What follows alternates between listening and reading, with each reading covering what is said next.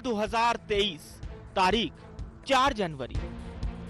आज के दिन एमपी को ऐसा गिफ्ट मिला जिसका इंतजार गरीबों को लंबे समय से था। आखिरकार सूबे के मुखिया शिवराज सिंह चौहान ने गरीबों के सपनों को साकार कर दिया। जी हां, शिवराज सरकार ने नए साल पर जरूरतमंदों को तोहफा दिया। सीएम शिवराज ने टीकमगढ़ से मुख्यमंत्री आवासीय भू अधिकार योजना की शुरुआत। इसके तहत 10,000 से ज्यादा हितग्राहियों को करोड़ों के भूखंड वितरित किए गए। सीएम शिवराज सिंह चौहान ने कहा कि यह अपने आप में अद्भुत योजना है। हर जिले में ग्रामीण क्षेत्रों में ऐसे गरीब भाई बहनों को प्लॉट उपलब्ध कराए जाएंगे। सीएम ने गरीबों को इसके लिए शुभकामनाएं देते हुए कहा कि राज्य सरकार का यही उद्देश्य है कि सभी सुखी रहें। सीएम शिवराज यही नहीं रुके, कांग्रेस पर भी जमकर हमला बोला।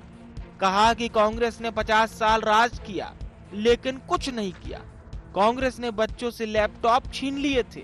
मुख्यमंत्री कन्यादान तीर्थ दर्शन योजना भी बंद कर दी थी। आज मैं ये ऐलान कर रहा हूं, मध्य प्रदेश वालों, मध्य प्रदेश की धरती पर कोई गरीब रहने की जमीन के बिना नहीं रहेगा। ये क्रांति है, सामाजिक क्रांति। आज 10,500 से ज्यादा पट्टे अकेले टीकमगढ़ जिले में दिए जा रहे हैं, हर ग्राम पंचायत में दिए जा रहे हैं। टीकमगढ़ के माध्यम से मैं पूरे प्रदेश के गरीबों से कह रहा हूं कि हर गरीब का पक्का मकान बनेगा, कोई घास फूस की झोपड़ियां में नहीं रहे। एक तरफ गगनचुंबी अट्टालिकाओं वाले लोग, बड़े बड़े बंगलों वाले, बड़े बड़े महलों वाले, जो गिन नहीं पाते कि घर में कितने कमरे हैं। 50 साल राज किया कांग्रेस ने, कभी बांध सुजारा जैसे बांध बनाए, कभी बेतवा और कैन को जोड़ने का काम किया। कांग्रेस ने मेरे बच्चों के लैपटॉप छीन लिए थे। 1.25 साल के आए, भांजे भांजियों के लैपटॉप छीन लिए। बेटियों की शादी होती थी, मुख्यमंत्री कन्यादान योजना बंद कर दी, उन्होंने संबल योजना बंद कर दी, उन्होंने तीर्थ दर्शन बंद कर दी। इधर कांग्रेस ने सरकार की नीयत पर सवाल उठाया। कांग्रेस का आरोप है कि सरकार ने विधानसभा चुनाव को ध्यान में रखते हुए योजना शुरू की है। प्रदेश में हर वर्ग को गरीब बनाने वाले व्यक्ति, 18 साल बाद गरीबों की याद आने वाले व्यक्ति रोज चुनावी लॉलीपॉप देते हैं, सिर्फ झूठे सब्जबाग दिखाने के लिए काम करते हैं। जब जमीनी धरातल पे देखो तो स्थितियां गंभीर होती है। स्पष्ट है, सिर्फ चुनावी लॉलीपॉप ये देने का काम कर रहे हैं। गरीबों के लिए सरकार की योजना सराहनीय मानी जा रही है। सरकार की इस पहल से उन गरीबों का सपना पूरा होगा जो आसमान के नीचे रहने को मजबूर थे। अब वो खुद की जमीन पर आशियाना बना सकेंगे। वहीं मिशन 23 से पहले इसे शिवराज के मास्टर स्ट्रोक के तौर पर भी देखा जा रहा है। अब देखना होगा कि शिव का ये बड़ा दांव मिशन 23 की राह कितना आसान करेगा। Bureau report, IND 24।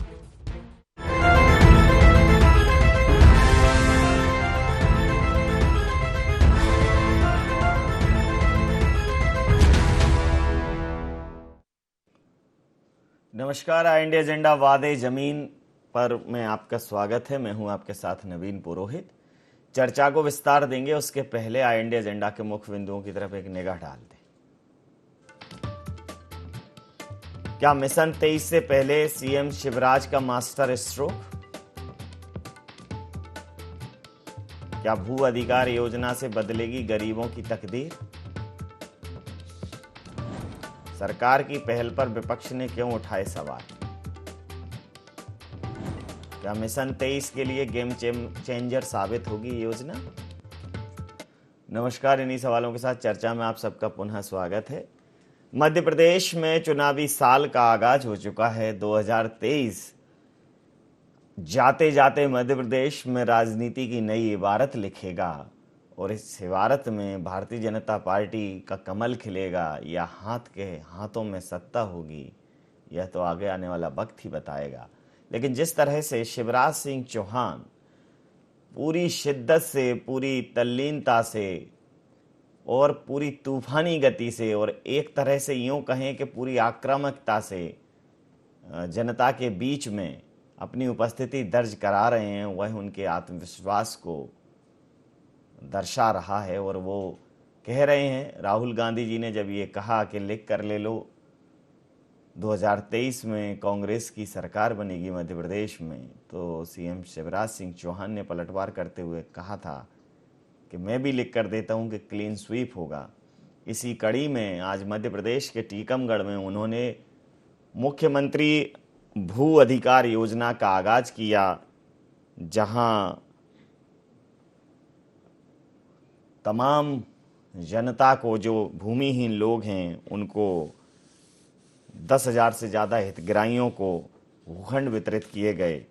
और उन्होंने ये कहा कि सबका हक है, जिनके पास रहने को जगह नहीं हो उनके पास एक छत हो। तो जहां प्रधानमंत्री आवास योजना पहले से अस्तित्व में है और उसमें भी मध्य प्रदेश ने बहुत अच्छा काम किया है, अब चुनावी साल है और मुख्यमंत्री आवासीय भू अधिकार योजना का आगाज हो गया है, तो ये कितना बड़ा मास्टर स्ट्रोक साबित होगा, देखना दिलचस्प रहेगा। कांग्रेस ने तंज कसा है कि वो चुनाव को देखते ही इस प्रकार की घोषणाएं करते हैं। पिछले चुनावों में उन्होंने ग्वालियर से एक घोषणा का आगाज किया था, सभी अवैध कॉलोनियों को वैध करने का, और कहीं ना कहीं उसने विकास को बुरी तरह प्रभावित किया, इंफ्रास्ट्रक्चर को प्रभावित किया। तो भारतीय जनता पार्टी का तो काम ही है घोषणाएं करना। तो इसी मुद्दे पर करेंगे चर्चा। हमारे साथ चर्चा में शामिल हैं पंकज चतुर्वेदी जी, प्रवक्ता मध्य प्रदेश भारतीय जनता पार्टी के, रामकिशोर दोगने साहब पूर्व विधायक कांग्रेस के हमारे साथ हैं, मृगेंद्र सिंह साहब वरिष्ठ पत्रकार हमारे साथ हैं। आप समस्त महानुभावों का बहुत बहुत स्वागत है। सीधा सवाल, रामकिशोर जी, ये तो बिल्कुल दोगुनी गति से मकान देने की तैयारी कर रहे हैं। उधर प्रधानमंत्री आवासीय योजना है, इधर मुख्यमंत्री भू अधिकार योजना का आगाज कर दिया है। गरीबों को उनको रहने का वो मकान मिलेगा, जगह मिलेगी 10,000 से ज़्यादा, और अब ये चलेगा, प्लॉट उपलब्ध कराए गए। क्या कहेंगे? देखिए नवीन जी, अच्छी बात है, गरीबों को मिलना चाहिए, पर कोई शिवराज सिंह जी ने नहीं दे दिए। ये योजनाएं आज से नहीं चल रही है, पहले भी योजना चली है और पहले भी हुए हैं। माननीय अर्जुन सिंह जी मुख्यमंत्री थे, उन्होंने भी पट्टे दिए थे, उस टाइम गरीबों को उन्होंने भी आगे बढ़ाया था, मकान दिए थे। और मकानों की योजनाएं भी कांग्रेस की ही योजना थी, इन्होंने उसको प्रधानमंत्री आवास योजना कर दिया। तो कोई नई चीज नहीं है, पर ये नई चीज इसलिए लग रही है, आप देखिएगा चुनाव के पहले ले आए, इसलिए ये लालीपाप है। ये चुनाव का लालीपाप के अलावा कुछ नहीं है। ये चुनाव से पहले क्यों लाए? आप 4 साल से क्या कर रहे थे? आपकी सरकार जब बनी थी, तो सरकार बनने के बाद आपको तत्काल करना चाहिए था ये कार्रवाई, कहाँ की है? इसी तरह के बहुत सारे आश्वासन जो दिए थे चुनाव के पहले, या घोषणा पत्र इनका उठा के देख लीजिए, उन घोषणा पत्र के कितने वादे पूरे किए इन्होंने। चुनाव आ गया, फिर चालू हो गए। तो चालू होने से काम नहीं होता, आप काम करके दिखाइए। जमीन में पट्टे मिले तो अभी पहुंचे तो लोगों तक। आपने फॉर्म भरने की बात की, फॉर्म भरे हैं लोगों ने, और जांच कौन करेगा? इसमें बड़ा बड़ा भ्रष्टाचार होगा। जैसे प्रधानमंत्री आवास में भ्रष्टाचार चल रहा है, इसमें बड़ा भ्रष्टाचार भी होगा, और इनके नेता, इनके कार्यकर्ता उसमें भ्रष्टाचार करेंगे। तो ये भ्रष्टाचार करने के लिए तो बोला है, चुनाव के हाथ में हाथ रखे बैठे रहेंगे? बिल्कुल भ्रष्टाचार, देखिए भ्रष्टाचार ये इस तरह से करेंगे, सचिव और सरपंच और उनको दिया है इन्होंने मौका, ये पटवारी को दिया है, तो ये क्या सीधे काम करेंगे क्या? आप प्रधानमंत्री आवास में देख लीजिए, अगर किसी शहर में 2.5 लाख रुपए मिल रहे हैं तो 25,000 उसको देना ही पड़ेंगे, तभी उसका आवास हो रहा है। गांव में अगर 1,20,000 मिल रहे हैं तो उसको 15,000 देना ही पड़ेगा। ये रेट खुल गया इनके भाजपा के जमाने में, तो ऐसे प्लाट में भी रेट खोलेंगे। और ये आवासीय पट्टे आज से नहीं मिल रहे, पहले भी मिलते आए हैं, तो ये कोई नई चीज नहीं है। नई चीज लाते तो समझ में आता है। ये रोड तो बना दे, अभी बेरोजगारी तो हटा दें, महंगाई तो कम कर दें, ये बात तो करें, और नई नई चीज लाके डाल रहे हैं। तो ये तो रूटीन के काम है, इस सरकार के काम है। सरकार इसलिए चुनी जाती है कि जनता की सेवा करे, जनता को मदद करे, जनता को उस चीज का लाभ मिले, तो वो उसके लिए बनाई जाती है, कोई विज्ञापन करने के लिए नहीं बनाई जाती है। सिर्फ विज्ञापन है और चुनावी लालीपाप है, इसके अलावा कुछ नहीं है। पंकज जी क्या कहेंगे? सिर्फ चुनावी लॉलीपॉप दे रहे हो आप, और क्या है मतलब? देखिए, दोगने जी ने कहा कि काम धरातल पर दिखना चाहिए।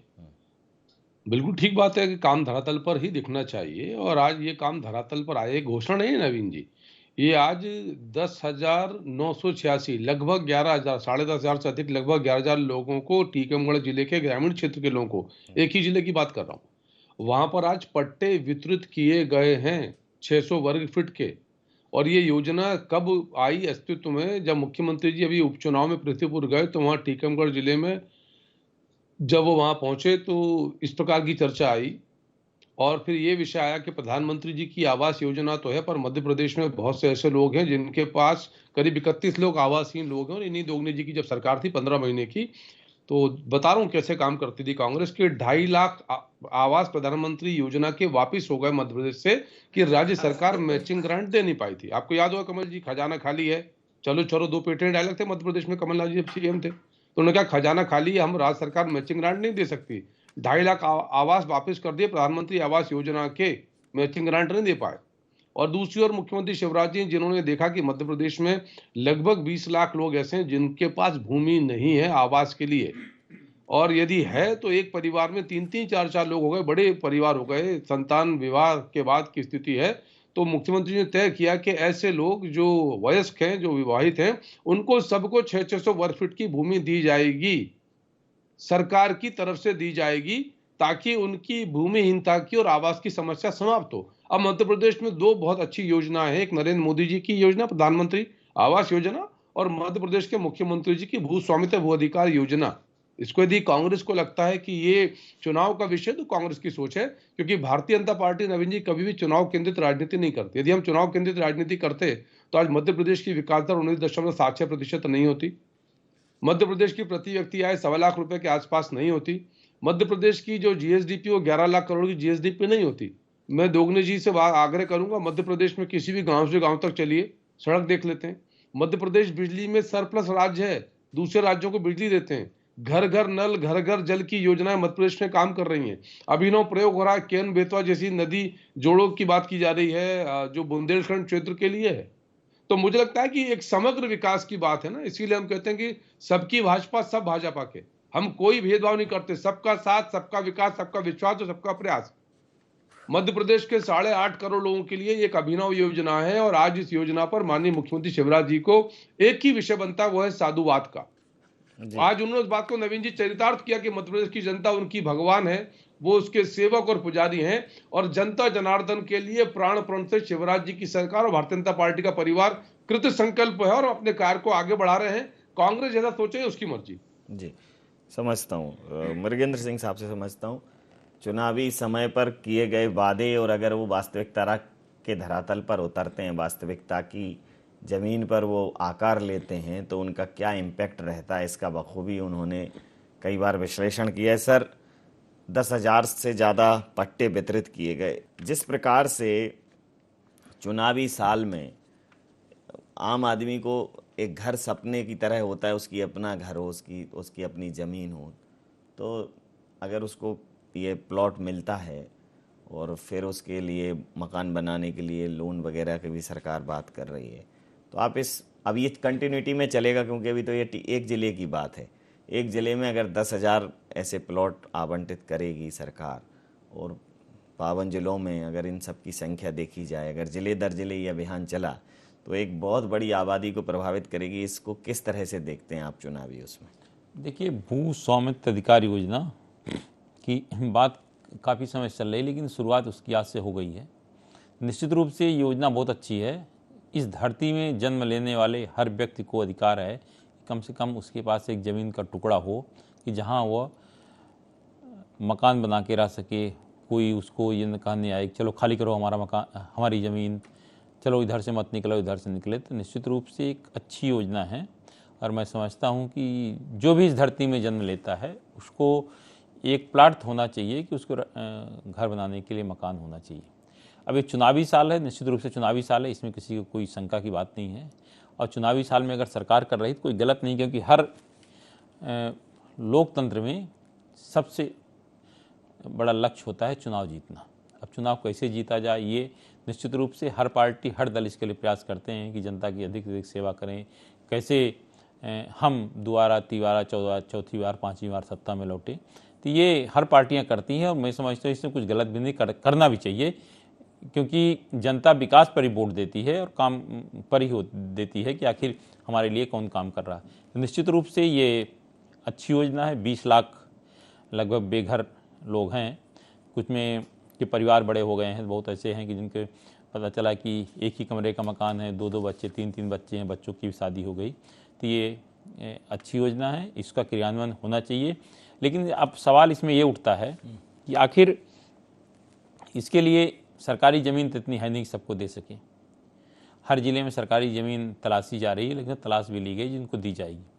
अब इसके बाद जिनके पास ज़मीन नहीं उसके बाद भी अगर लोग बचते हैं सरकारी ज़मीन के बाद, तो सरकार की योजना है कि ज़मीन खरीद कर देगी। अब उस समय ज़रूर कुछ दिक्कतें आ सकती है कि ज़मीन जिससे खरीदते हैं वो देता है नहीं देता। दूसरी चीज़, सरकार के पास बजट कितना पैसा। सरकार के दूसरा सर, तमाम जगह पे अभी जैसे भोपाल में भी है, अन्य जगहों पर सरकार इस बात को प्रचारित कर रही है कि माफियाओं से ज़मीन छुड़ाकर जो है आम आदमी को दे रही है। तो अभी मतलब पिछले 18-20 सालों में तो माफियाओं ने कब्जाई भी सरकार की देखा देखी है। तो सरकार को इस पर थोड़ा ज़्यादा ध्यान देना चाहिए, क्योंकि माफिया पन पे भी है। ऐसा तो है नहीं कि माफिया वही 15 महीने में पन पे हो। नहीं, निश्चित रूप से माफिया पनपे हैं जी। और देखिए, माफिया बगैर सरकार और प्रशासन की संरक्षण से माफिया कभी नहीं आगे बढ़ सकता। अगर सरकार और प्रशासन चाह ले तो माफिया को एक दिन में कुचला जा सकता है। तो जो माफिया बने हैं या जो बन रहे हैं, वो बिना सरकार के अधिकारियों के उसको कहीं न कहीं संरक्षण रहता है। तो मैं समझता हूँ कि माफियाओं जो ज़मीन जो हड़पी है तो उसको बिल्कुल लेना चाहिए और गरीबों को बांटना चाहिए। आप जरा सोसाइटी में देख लीजिए कितने बड़े बड़े लोग कब्जा किए, उनको भी कुछ खाली कराइए पंकज जी, तो ठीक रहे गरीबों को। सोसाइटी तो करप्शन का माध्यम ही है सर। ये जो जितनी भी सोसाइटी अभी, वो एक कौन थे वो सज्जन जो मिस्टर राजपूत जो अभी तो उनकी अभी अंदर, हाँ अभी तो उसमें थोड़ा ये भी देख लें कितने बड़े लोगों को ऐसे तमाम जिस भी सोसाइटी में घुस जाएंगे, ऐसे हर सोसाइटी में हर सोसाइटी में हजारों प्रकरण। और सर जो पात्र हितग्राही हैं वो भटक रहे हैं बेचारे, बरसों से भटक रहे हैं। और कितने नए नए लोग आ जाते हैं, कौन जिसकी सरकार बनती है, पता चला कोऑपरेटिव अधिकारी के कोई रिश्तेदार हैं, कोई वो है। जरा इसकी जांच करा लें तो पता चल जाएगा। और वो जमीन अगर निकाल के दे दें गरीबों को, तो अपने आप सारी गरीबों को करप्शन से का मकान केंद्र है ओपन। ये जो सहकारी जो रहवासी वो बनाते हैं समितियां बना के, इसका इससे बड़ा करप्शन का कोई माध्यम ही नहीं है। जब सरकार खुद दे रही है तो काहे के लिए दुकानें खोले हैं? हाँ, सहकारी समितियों को, सहकारी समितियों को आप देखिए उठाकर हर ऑडिट नहीं हुए, जिसका ऑडिट नहीं, हर मीटिंग होती है, चाहे मंत्री जी मीटिंग लें, कलेक्टर साहब लें, कोऑपरेटिव के अधिकारी को उल्टा गाड़ दूंगा, ये कर दूंगा, इतने चुनाव नहीं हो पाते हैं, कोई कार्रवाई नहीं होती। और जो लोग कब्जा किए हैं कोई उन पर खाली नहीं कराई जाती। कोई नहीं। अगर निश्चित रूप से अगर इस तरह की कार्रवाई होती है तो हर आदमी को अपने आप मकान मिल जाएंगे। पंकज जी, अच्छा आइडिया है। नवीन जी, मैं आग्रह कर रहा था कि जो माफियाओं से जमीन मुक्त कराई है वो 21,000 एकड़ जमीन है सर। थोड़ी बहुत नहीं, 21,000 एकड़ जमीन है। तो मुख्यमंत्री जी ने वही बोल रहा हूं, माफिया बगैर सरकार और बगैर प्रशासनिक माफिया कभी बन नहीं सकते। कोई 15 महीने में इतने माफिया बन नहीं गए होंगे। नहीं वैसा पहले बने ना 60-65 साल में। 60-65 साल में मतलब पूरे, हाँ, कांग्रेस की सरकार में बने ना भाई साहब। अब जो भाजपा कार्यकाल की सरकार बने, उसमें कोई नहीं बना गया। तो उनको नहीं, हम तो भाई साहब अभियान चला रहे हैं कि जमीन में गाड़ देंगे माफिया को। बहुत स्पष्ट अभियान है। 21,000 एकड़ जमीन इसी माफिया से शिवराज सिंह चौहान जी की सरकार ने मुक्त कराई है। निश्चित रूप से अच्छा कदम उठाया। तो मैं तो वही तो बोल रहा हूँ कि जो सरकारी समितियां हैं ना यहाँ, इसमें जो कब्जा किए ये भी खाली करा लो, अपने आप गरीबों को मकान मिल जाएंगे। बिल्कुल होंगे। उसमें सहकारिता अधिनियम है और उस पर सरकार सजग है। अरविंद भदौरिया जी हमारे मंत्री हैं और वहीं उन्हीं को सुनवाई के अधिकार दे दिए, उन्हीं अधिकारियों को जो करप्शन कर रहे हैं। उसका अधिनियम ही तो, अधिनियम की स्टडी तो कर लो। वही अपीली अधिकारी हैं।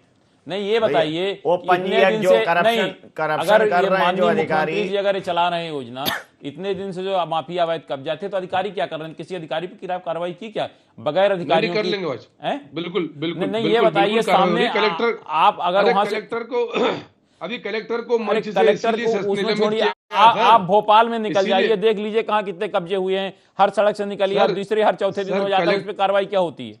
अरे सर, कलेक्टर को मंच से इसी सब विषयों पर, भूमि के विषय थे, गरीब के विषय थे, बहुत स्पष्ट है नवीन जी कि यदि मध्य प्रदेश की गरीब जनता जनार्दन के साथ किसी विषय में कोई ढिलाई बरतेगा, लापरवाही बरतेगा, चाहे वो कलेक्टर हो, कमिश्नर हो, अधिकारी हो, कर्मचारी हो, हम सब जनता के सेवक हैं। और जनता की सेवा में यदि कोई त्रुटि कमी पाई जाएगी तो ये शिवराज सिंह चौहान जी की सरकार है, उसको बख्शा नहीं जाएगा। देखिए जो व्यक्ति 20-20 घंटे अनाथक परिश्रम कर रहा है, जो व्यक्ति 20-20 घंटे अनाथक परिश्रम कर रहा है, लोगों के लिए जमीन उपलब्धता की बात कर रहे हैं, योजना बना रहे हैं। हम तो नवीन जी, हम तो ये जानना चाहते हैं, नवीन जी, मैं दोगनी जी बस बात पूरी हम तो ये जानना चाहते हैं, कमलनाथ जी ने लैपटॉप योजना क्यों बंद करी? तीर्थ दर्शन योजना क्यों बंद करी, कहाँ संबल योजना क्यों बंद करी, योजना बंद कहाँ हो गया? शहर या आप भारी इस तरह की बेगा बात कर जनजाति रहे की हैं, आरोप बहनों लगा को रहे हैं, पेंशन कोई देते वो योजना बंद बंद क्यों नहीं करी हुई है। पेंशन? न इसको कोई शादी वाली योजना बंद हुई और 51,000 रुपए शादी में तो किए थे। और आप जबरदस्ती झूठे आरोप लगा रहे हैं ये। अच्छा, संबल योजना बंद नहीं करी, शहरिया भारिया की नहीं। पेंशन बंद नहीं करी, तीर्थ दर्शन चल, योजना बंद नहीं करी, अभी वो जो लैपटॉप ये- योजना बंद नहीं ये करी। जो बंद 600 रुपए किया है, की, इस पे 300 पूछ 600 रुपए लेंगे, की है। इस पूरे मसले पे अरे बोलिए, सब बंद किया भाई साहब। इस पूरे मसले पर बोलिए। कहते थे खजाना खाली कमलनाथ जी। भू माफियाओं का जो सबसे सुगम रास्ता है वो ये जो बनती हैं समितियां, कोऑपरेटिव समितियां, जो रहवासी आवासीय समितियां बनती हैं, ये उसका बिल्कुल आप ये समझ लीजिए उनको खुला आमंत्रण है। अगर इनको चेक किया जाए तो किसके नाम पर बुकिंग है, किसको अलॉटमेंट है, सब फर्जीवाड़ा है, प्योर ये। तो इसको समझने की ज़रूरत है। अभी सीबीआई मांग ही रही है, लेकिन वो सीबीआई क्या मतलब, इसको पूरी तरह से एक बार सरकार को समझने की जरूरत है। पहले तो गरीबों को छोड़ो, पात्रग्राहियों को मिल जाएंगे जिन्होंने पैसा दिए। वहीं एक चिट्ठी डाल दी अध्यक्ष ने, चिट्ठी पहुंची नहीं, उन्होंने निलंबित कर दिया, सस्पेंशन कर दिया। और वही सब रख रखाव वालों में भी ऐसी समितियां बनी हुई हैं जो अब मेंटेनेंस के पैसों का, डिपॉजिट के पैसों का ऐसा बंदर बांट, ऐसा जूतम पैजार होता है हर कॉलोनी में। ये कहानी है। इस तरफ थोड़ा ध्यान कर लेंगे तो ठीक है, और नहीं कर लेंगे तो चुनाव के लिए ही तो अच्छा ही है। गाले भी आइडिया अच्छा है चुनाव के लिए। 600 में तो मिलेगा ही, 1-2 आदमी रहेंगे जो उतने प्लॉट में, वो तो देंगे ही वोट। तो दोगने जी आप तो कुछ सोचिए, कुछ करिए ना। ये तो ठीक है, ये तो कहते थे आप। मेरा तो पंकज जी से यही कहना है कि ये ईडब्ल्यूएस जो कॉलोनियों में प्लाट थे वही अगर लोगों को दे देते तो ज्यादा अच्छा रहता। उनको भी प्लाट नहीं मिल रहे आजकल। कॉलोनी ईडब्ल्यूएस के प्लाट भी सीधे सीधे बेच दे रहे हैं कॉलोनाइजर। और सोसाइटियों के माध्यम से जितना हुआ भ्रष्टाचार उस पर भी कंट्रोल कर लेते। और ये कह रहे हैं कि अभी नहीं हुआ, 65 साल में हुआ। भाई 20 साल से तो सरकार तुम्हारी क्या कर रहे थे अभी तक? क्यों नहीं ढूंढे आपने? क्यों नहीं पकड़े? क्यों नहीं कार्रवाई की? क्यों नहीं छीने? अब चुनाव आया तो सब याद आ गया आपको। चुनाव आ गया तो आप छीनना चालू कर दिए। 19,000 एकड़। भाई 19,000 एकड़ कहाँ है ये तो बताया आपने? कौन सी जगह 19,000 एकड़ पकड़ी है? आरटीआई से पूछ लो, नहीं तो बता देंगे आपको। 21,000 एकड़ भूमि अब तक भूमाफिया से मतों ने खाली कराई है। और यदि गरीब के लिए आवश्यकता होगी किसको अलर्ट तो किया आप ये तो बताएं। मध्य प्रदेश में उसका अरे हिसाब किताब तो देखिए। सरकार के मौखिक बोलने से सरकार के पास है, मौखिक बोलने से कुछ नहीं होता। सरकार के पास है। आप सिर्फ आप तो ये बताओ कि ये योजना पर साधुवाद दो मुख्यमंत्री शिवराज जी को। इसमें इम्प्लीमेंट तो आप तो इस योजना के लिए मुख्यमंत्री शिवराज जी को साधुवाद दीजिए, धन्यवाद दीजिए मुख्यमंत्री जी को कि जिन्होंने गरीब की सुध ली। धन्यवाद दीजिए मुख्यमंत्री जी को, गरीब की सुध ली। धन्यवाद दीजिए मुख्यमंत्री जी को। और चुनाव के धन्यवाद करिए मुख्यमंत्री जी का। बोल लेने दीजिए, बोल लेने दीजिए, जनता कर देगी। धन्यवाद देना थोड़ी मिला प्लॉट से सरकार बैठे। और अभी भी आपकी सरकार जो इतने टाइम से चल रही थी अभी तक क्यों नहीं किया? चुनाव आया तो तभी क्यों ले आए? तो ये इसलिए क्वेश्चन बनता सरकार के ऊपर। आप तो विपक्ष से क्वेश्चन कर रहे हैं। आपको सोचना चाहिए कि विपक्ष जब 20 साल से आपके सामने विपक्ष है तो विपक्ष कोई काम करेगा क्या? सरकार की जवाबदार बनती है। विपक्ष तो काम कर ही नहीं रहा है। सरकार का कर्तव्य बनता है कि वो काम करे और काम पे विपक्ष का आरोप लगाने का काम बनता है। पर आरोप तो आप विपक्ष के ऊपर लगा रहे हैं। विपक्ष सीडी देख रहा है विपक्ष, नवीन जी। सीडी देख रहा है विपक्ष, सीडीओ में लगा हुआ है। कोई काम नहीं है। सीडी देखो, सीडी दिखाओ। आप मुझे बताओ ये महंगाई क्यों जा रही है? ये वेट कर दो कहूँ अगर। अरे तो आप सीडी की बात कर रहे हो। आपके नेता प्रतिपक्ष कहते हैं सीडी मेरे पास है। अंतिम प्रतिक्रिया के साथ चर्चा समाप्त करूंगा। हो गया सर, महत्वपूर्ण प्रश्न ये हो गया पंकज जी, हो गया, समय हो गया। महत्वपूर्ण प्रश्न ये है सर कि इतना महत्वपूर्ण विषय है ये, लेकिन कांग्रेस की तैयारी सदन के अंदर इतनी कमजोर रहती है। ये जो रहवासी समितियां हैं जिनको प्लॉट भूखंड बेचने का अधिकार है, इनको लेकर जैसे ही कैंप लगते हैं, चाहे इंदौर हो, ग्वालियर हो, भोपाल हो, मतलब भीड़ उमड़ पड़ती। इसको लेकर विपक्ष के नाम पे बैठी है कांग्रेस, कह रही विपक्ष क्या करे। ऐसे मुद्दे ही नहीं सदन में आते कि जिस पे चर्चा हो जाए और कोई एक सकारात्मक कार्रवाई हो जाए। भाई यहाँ मीडिया में करने से क्या होगा? अभी सब आता है, 15 मिनट बाद सब खत्म है। तो कांग्रेस को भी ये समझना चाहिए कि मास इफेक्ट किस पे हो रहा है।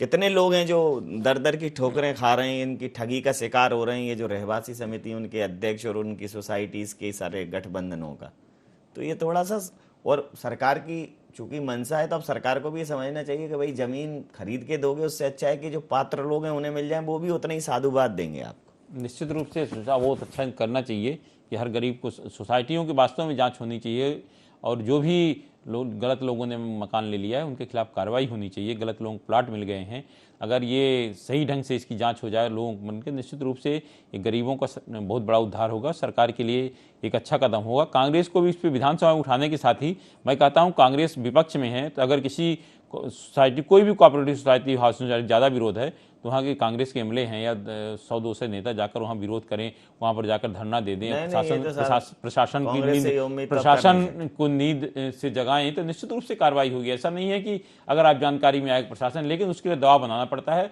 विपक्ष का एक काम होता है कि अगर कहीं गलत हो रहा है तो जाएं और उसको लोगों को न्याय दिलवाएं। बिल्कुल सही कहा आपने। समय सीमा के चलते मैं ये चर्चा यहाँ समाप्त करूंगा। आप समस्त महानुभावों का बहुत बहुत धन्यवाद, बहुत बहुत आभार। तो विपक्ष का काम है कि लोकतंत्र में जनता के हक और हुकूक की आवाज़ उठाए, जहाँ गलत हो रहा हो वहाँ जनता के साथ खड़ी हो, सड़क पे भी आवाज़ उठाए और सदन में भी आवाज़ उठाए। लेकिन थोड़ी बहुत आवाज़ जो है वो मीडिया और सोशल मीडिया पर है विपक्ष की, उसमें भी ये होती है कि आवाज़ यहीं उठती है तो कहते हैं कि आवाज़ हमारी उठाते नहीं है। बाकी जहाँ उठाओगे वो तो आएगी आम आदमी के सामने। सरकार ने जो ये मास्टर स्ट्रोक खेला है, निश्चित रूप से भारतीय जनता पार्टी का ये बड़ा दाव है। यह लोगों की ज़िंदगी को प्रभावित करने वाला कदम है, लोगों की खुशहाली का कदम है। तो इससे भारतीय जनता पार्टी को एक फ़ायदा होना तय है। कांग्रेस को ये चाहिए कि वो इसी क्रम में अपना विजन प्रस्तुत करे कि अगर वो आती है तो रहवासी समितियों की बिल्कुल छान छान के जांच कराई जाएगी, पात्र हितग्राहियों को उनके प्लॉट दिए जाएंगे जिन्होंने फर्जीवाड़े किए हैं, जिन्होंने हजारों करोड़ों का करप्शन किया है, अधिकारियों को, उन समिति के सदस्यों को, पदाधिकारियों को, उनको जेल के शिक्षों के पीछे भेजा जाएगा। आप कम से कम वो बोलो तो वो लोग जो बेचारे दर दर की ठोकरें खा रहे हैं उनकी उम्मीद तो बंद है, लेकिन आपके पास अपना कोई एजेंडा नहीं है। ये ऐसा क्यों कर रहे हैं 20 साल में, क्यों पहले क्यों नहीं किया? अरे ठीक है, आप क्या करना चाहते हो, अगर आप आओगे तो वो अपना भी प्रस्तुत करो। इनका विरोध करने के अलावा भी, भारतीय जनता पार्टी का विरोध करने के अलावा कांग्रेस के पास अपना क्या है उस विषय में, अगर यह प्रस्तुत नहीं करेंगे तो 23 फिर दूर की गोंडिया। एंड एजेंडा में नहीं, आप बने रहिए IND24 के साथ और देखते रहिए IND24। नमस्कार।